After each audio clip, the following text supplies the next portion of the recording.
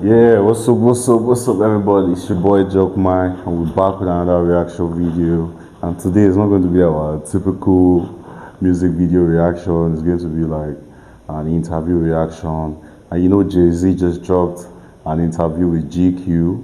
And you know, anytime we have an opportunity to listen to these legends talk about their life, how they live their life, and how they get inspiration to make music or do what they do. Because you know, it's not only music that they do. So when we get opportunity to listen to them, I think it's something that's worthy of reacting to. Let's just get into it. Let's get into the interview and not talk too much. Yeah, Jay-Z, JQ. How would you rate your 2025, like looking back on the last year? It was hard. That's crazy. That's like getting straight into the interview. It was like meeting of the previous year. Really hard. I was like heartbroken. Really? Yeah. I'm glad we got right to that, so we could just get that out the way. Okay. Like I was really heartbroken by like everything that occurred. With all like, we in a space now where it's just like, almost like consequence is not thought about enough. So everything is so instant. You know what I'm saying? Yeah. And like that whole Busby, The civil lawsuit that was dropped, dismissed. that shit took a lot out of me. I was angry. I haven't been that angry in a long time. Uncontrollable anger. Like if you don't put that on someone, like that's the thing that you better be super sure. It used to be like that. Like you have to be super sure before you put. Yeah, I can relate to what he's saying. Saying last year was difficult because a lot of things came out Jay-Z last year. The whole lawsuit and the whole accusing him of a lot of bad things that you don't want to hear. You don't want to hear attached to this legend's name. So when this whole situation happened last year too, I was just low-key looking at how the whole thing will happen. And the whole lawsuit was later dropped. So I could relate to like putting that on your name in the first place is like embarrassing, and then people don't really like think about the consequences of their actions and how it could affect other people. That's what Jay-Z is saying straight up of the interview. That was like, this is nice. Those kind of things on a person. Let's say a person like me. Like even when we were doing the worst things, we were doing bad, we had those kind of rules. There was a line, no women, no kids.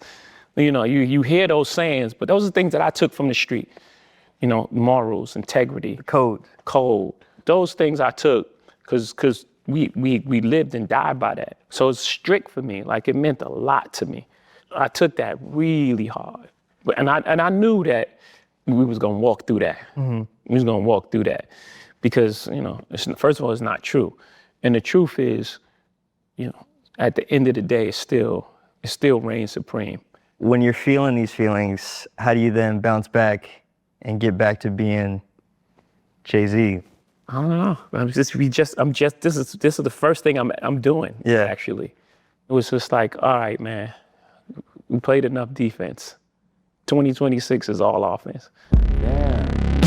That was hard, man. That was hard. Baba said he played defense throughout 2025 and he's playing offense throughout 2026, man. That's crazy. I could understand, I could relate to what Jay-Z is saying. Defending himself and having to speak up for himself in that type of situation is not that easy. So, yeah, playing offense in 2026. I'm tapping into that.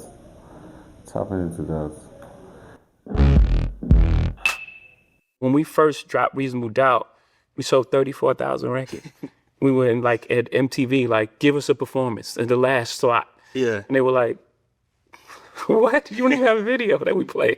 They ain't say these words, but you know what I'm saying. The energy was like, you're new. Yeah. Like you haven't proven yourself. But in our mind, the fact that we released an album was proof enough of concept. We did it. That was hard then. We're not in control of distribution, marketing, anything. We're going like a street level, street team approach to this. And so when we put the album out, that was the win. Yeah. And we had some success. And remember, on the streets, we were platinum. Anywhere you was gonna go, you was gonna hear Reasonable Doubt. Did you feel that way at the time though? No, at the time I wanted a deal. Were you That's why I went to dejected every single almost? label. Huh? Did you feel like dejected or? I was rejected, not dejected. Okay. And you know what I mean? Like every door. I think another sweet thing about this interview is having this young, talented interviewer talk to him and just be able to ask him these questions. Like you know how much I admire the seats this guy is sitting on right now. You know, like I want to be in that position. I want to be able to have these conversations with these legends and just talk to them. This is really great. Just giving an opportunity to like the youngster, because you know it's Jay-Z. You could have gone and called Joe Biden or Big Boy or Charlemagne the God, the Breakfast Club to do this interview, but just doing it with this young talented man is just is another interesting part of the interview. But I always believed in myself. Yeah. It wasn't a moment that I thought I'm not good enough for this industry. At every rejection, I thought, why do they have this guy in place? He doesn't know what's going on. Like they're slacking. They're not seeing the vision. When you look back at that time, are there things that you're glad that you didn't know? Yeah, of course. It's almost like if you're in the room and you go through this room and you get to the end and you open the door and you're like, wow. And then you turn back and you turn the lights off and it was like pits and snakes. You know, your naive nature just naturally navigated you through the dark. And that's made up for the things that we didn't know. And it helps because you can learn something so much that you just tap out. I think that happens a lot in the music business. Like people get in the music business for the right reasons and they're very passionate about it, but then it becomes Monday. It reminds me of an old Kanye quote of something he said about you when he said, with Jay, you always see the win. What do you think he meant by that? I think that showed the entire picture from You Must Love Me to Regrets to, you know, Soon You Understand. But the wins are so big that I can see where that can dominate a person's memory. You forget the losses. Yeah. Or the perception. Yeah, or that becomes the perception that it's Right. only wins. And then I do say, I will not lose. So Well, I I was could gonna add to the perception as well. I was going to say you also are really good at kind of like, you have a discipline of almost like shrugging off any kind of perception of a loss. Like, Yeah. what's the next go 0 for 82? I'll look at you like it's gravy, like, you know? Yeah, because it's all wins. If I had 0.1 of the nets, I won. Or It's like I had ownership in a basketball team in Brooklyn. is that something you continue to apply? Like, Yeah. when, God forbid, something goes wrong, Yeah. don't freak out. We can. It's not even God forbid when something goes wrong. When something goes wrong, everything in life happens for your greatest good. Everything. I had to not get a deal in order to become who I am today. It didn't feel like the greatest blessing of all. It was the greatest blessing that I didn't get a deal, right? So again, everything in your life, it's not happening to you, it's happening for you. When you Don't skip over that. yeah, It's not happening to you, it's happening for you. so You just got to know the distinction. Everything is just how you relate to it. There's no good or bad. Shit happens. It's life. when did you reach that acceptance of that concept? That's crazy. That's a great point. Truly, honestly, can't skip over that too. That's like you have to understand that you have to go through these lessons. You have to go through this.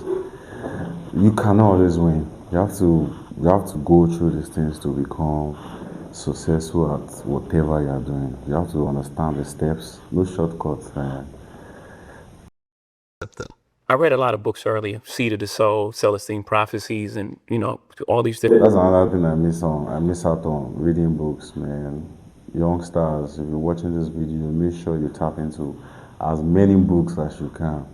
Trust me, the exposures, a lot of knowledge are inside books. Just getting different books, and I was picking up all these gems and jewels on the way. But I was also 26 when I came in, and I lived a lot of life in those 26 years. Marcy to Trenton, New Jersey, to Cambridge, Maryland, to Newport News, Virginia. I met all sorts of people, been in all sorts of situations, and I came out without a scratch. Never been to jail. 3 shots never touched me. 3 shots never touched me. I came out unscathed. It was very rare. And I was always curious after that. Once you reach that part, like I've had the living, and now I'm like, man, why did that happen? I'm always questioning, like, why did that happen? Why did it happen that way? see the way they are breaking the interview, man. It takes time to put all this together, man. It's Jay-Z. You have to like take your time to like, because Baba is changing clothes. I'm very sure these are different days. They didn't record this whole interview the same day. But this is epic. This is interesting, man. This is interesting. I love the knowledge Jay-Z is sharing. Baba is just spitting facts. I want to ask you just a little bit about a written testimony specifically, just because that was the most recent release. I think it came out like right before the pandemic started, so Yeah, you guys like didn't the talk day. about that much. The day. Yeah, my favorite verses off that just jumbled track. Yo, I love that track. It's so noisy and just so unorthodox. Flux capacitor. Flux capacitor. You know what's funny about that? So I don't know if you remember this. You and I were emailing about that because I wrote about that album, and I said this verse is crazy even if it's offbeat. Yeah. And you said that being offbeat was the point, champ. And I was like, well, what can I say to that? Yeah. Sometimes you need to sit in the pocket. 'Cause my pocket is always, it's like with a foot over the thing anyway. It's always hanging to the last moment, and it's like, because sometimes I try to fit a lot of words into like a small space. Then that last word just like get in the door. Sticking with a written testimony, you have a couple of verses on there that I really like because they kind of speak to what's going on with you in a broader sense in the culture, like on Universal Soldier, I think it is, when you said that you don't keep the same energy for the DuPonts and the Carnegies. Yeah. So I wanted you to talk a little bit about this idea of like you said earlier, like the things that you do for the culture, the ways that you put on, the ways that you try to protect and move forward, but kind of the pushback that you get sometimes about like people throw capitalists at you in a derogatory sense.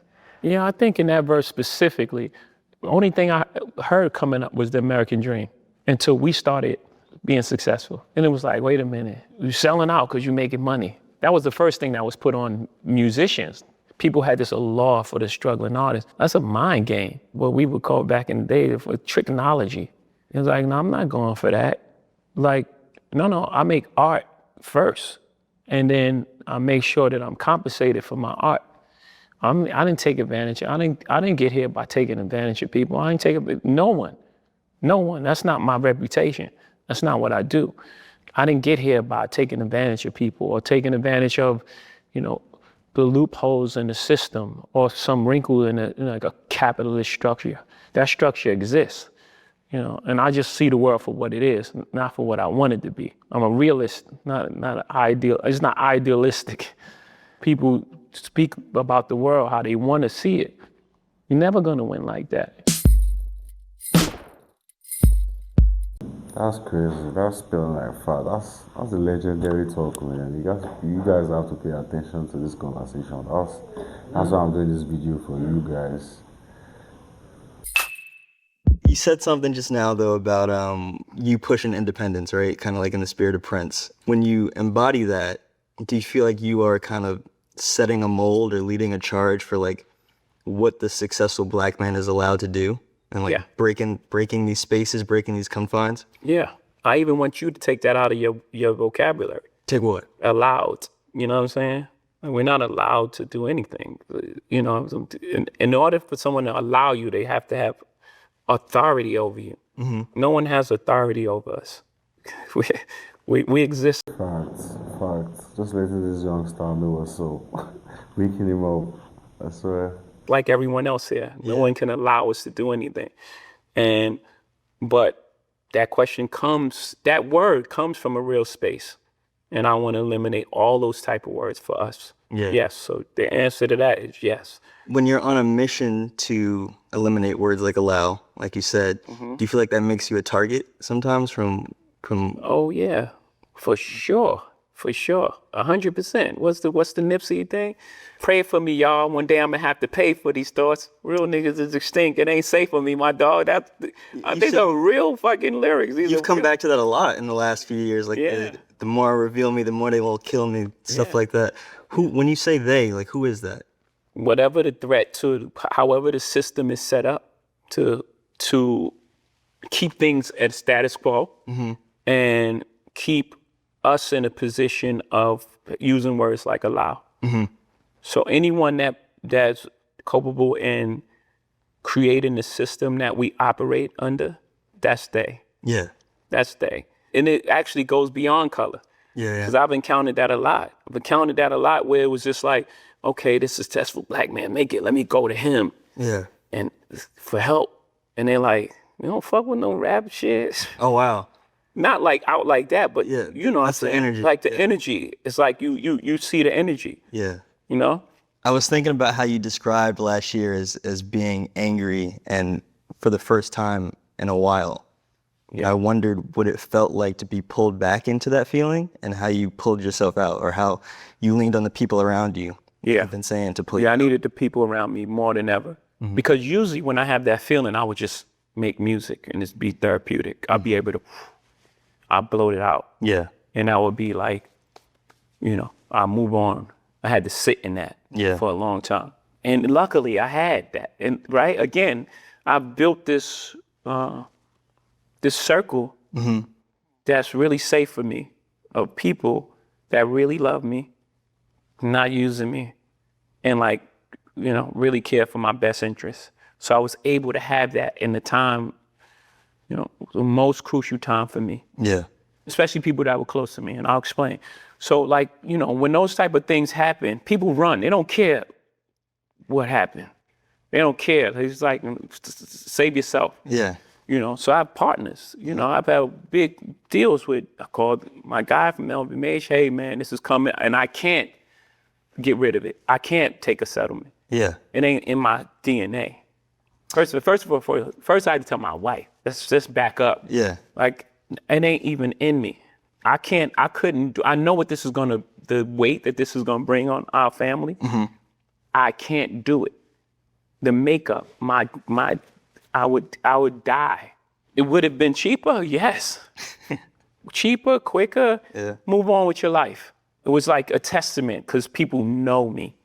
Like, I know who you are, and that's impossible. And not only we standing by you, but what do you need? Yeah. What did you kind of do to come back from that personally or emotionally, I guess? I'm still working with that. That's a great question. I'm still dealing with that. Honestly, it's really hard to come back from that type of, would I say, stigma. You know, when they put that type of stuff on your name, man, it's really hard. Whether you are rich or you are not rich, when you put like that type of accusation that was on his name last year, and they place it on your name, it's really hard, man. Emotionally, like, to even get back from it is hard. Man, this is the interview. I love the way the interview is going. We might not be able to get into the whole video and everything, but straight up, this is a nice conversation to have with this legend. And that's the essence of bringing the interview to you guys, so you guys can tap in and just enjoy the conversation and just gain whatever you can get from the conversation. So shout out to Jay-Z, shout out to JQ for making this interview happen. I really want to get into the whole video because I know there's still a lot of things that we could tap in and get from the conversation, but we can't do that. I want you guys to go and watch the whole interview yourself. You can go to YouTube, just check it out. Yeah. Shout out to everybody. Watch my videos, like, subscribe. The comment means a lot to me. On to the next.